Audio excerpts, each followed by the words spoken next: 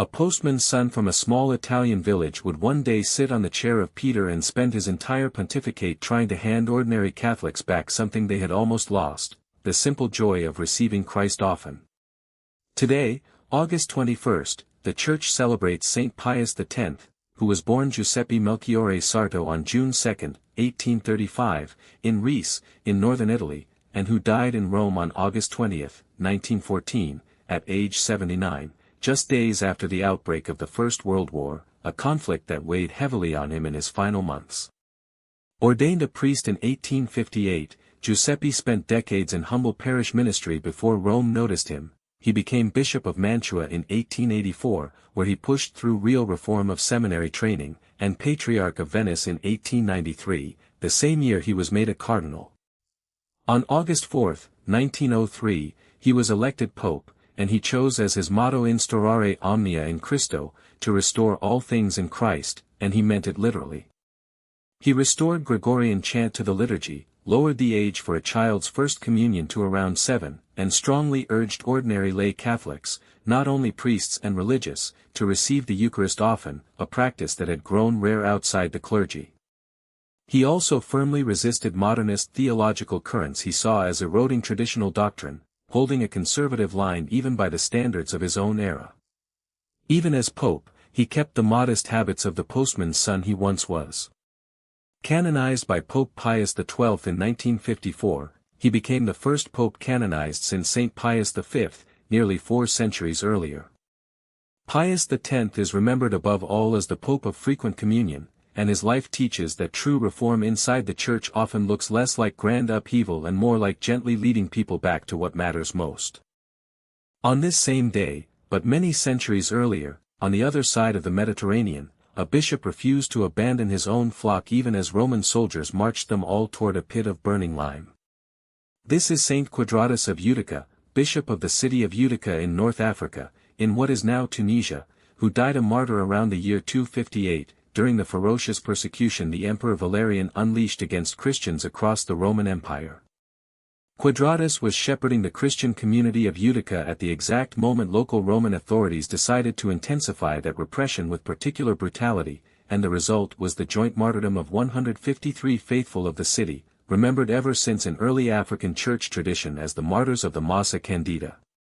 The name itself tells you how they died, thrown alive into a pit of quicklime, a substance that caused fatal chemical burns and dissolved the bodies so completely that even the surviving faithful struggled afterward to recover any relics to honor. Quadratus did not send his people into that pit while he stood apart, as their bishop and spiritual father, he was martyred alongside his own flock, sharing to the very end the fate of those he had shepherded. The episode became one of the most celebrated examples of collective faith in early North African Christianity, so celebrated that, roughly 150 years later, Saint Augustine of Hippo himself preached a sermon in praise of the Massa Candida martyrs, preserving their memory for every generation that followed him. Quadratus's life teaches that real spiritual leadership means never asking of others a courage you are not willing to live yourself, all the way to the end. In a very different way, a wealthy Roman widow spent her own fortune, and eventually her own land, making sure a persecuted deacon's body was never left without a proper grave. This is Saint Cyriaca of Rome, who lived in the 3rd century and is honored with a liturgical feast on this same August 21st. A well-off widow of the city, Cyriaca devoted a large part of her personal fortune to sheltering and protecting Christians during the waves of repression under the Roman Empire, and she herself died a martyr. According to church tradition, she opened her own Roman residence to Saint Lawrence, the celebrated deacon and martyr, so that he could distribute food and resources to Rome's poor on behalf of the Christian community, making her a central figure in the capital's underground network of Christian relief. After Saint Lawrence was martyred in 258, in that same persecution under Emperor Valerian that had already claimed Saint Quadratus and his companions in North Africa, it was Cyriaca who is said to have personally recovered his body and buried it on land she herself owned along the Via Tiburtina, in an area known as the Ager Varanus.